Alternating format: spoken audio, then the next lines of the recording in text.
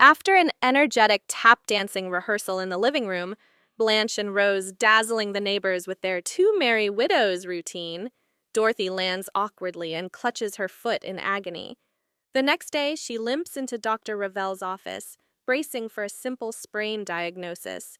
Instead, the surgeon delivers unexpected news. Dorothy has Morton's neuroma, a benign but painful growth between the metatarsal bones, and the only remedy is a minor surgical procedure to remove the tumor. Dorothy's face pales as she envisions the sterile hospital corridors and antiseptic gowns she's long dreaded.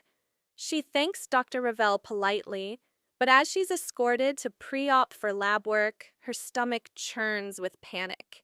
Back home in the pastel apartment, Dorothy tries to limber up with ice packs and over-the-counter pain relievers, but each step reminds her that avoidance won't heal her foot, or her deep-seated fear of hospitals. That evening, Dorothy retreats to the lanai, cane in hand, to confide in Sophia about her terror. Sophia listens with unexpected gravity as Dorothy admits she hasn't set foot in a hospital since childhood, when her mother left her alone after a tonsillectomy, leaving a scar deeper than any surgical incision. Sophia's eyes flash with guilt and determination. She grills Dorothy about the surgery's necessity and gently reminds her what true courage looks like. Rose and Blanche arrive, drawn by the tense atmosphere, and take turns pleading Dorothy's case. Rose shares a small-town story of child labor and overcoming obstacles, while Blanche admits she's terrified of public speaking, yet performs before crowds. Their combined appeals tug at Dorothy's heart. She knows they mean well, but her pulse still races at the mere thought of steel instruments and white coats. On the morning of the operation, Dorothy steels herself in pre-op, the medical gown chafing at her neck. But as soon as the heart monitor beeps and a solemn priest delivers last rites to the wrong room, she panics. Seizing an open door, Dorothy flees into the bustling hospital corridor, adrenaline driving her into an adjacent coffee shop, where a toothless man in an Elvis jumpsuit begs her for bus fare to Graceland. Shocked, but resolute, Blanche and Rose jog into the lobby, clutching gowns and jinsu knives as makeshift weapons. They find Dorothy sipping coffee and nibbling a donut, cheeks pale. Rose wraps her in a hug, whispering that she's safe, while Blanche smooths back Dorothy's hair and demands to know why she ran. Dorothy can't meet their eyes, ashamed that fear drove her into a stranger's arms rather than into the operating room she so desperately needs. Back at the apartment, Sophia assembles the trio of worried women for an intervention. With a steely voice, she recounts her own Sicilian appendectomy, no anesthesia, no bedpan, and the nurse who held her pillow to muffle every scream. She reminds Dorothy that life's discomforts are worth enduring when the alternative is chronic pain and limited mobility.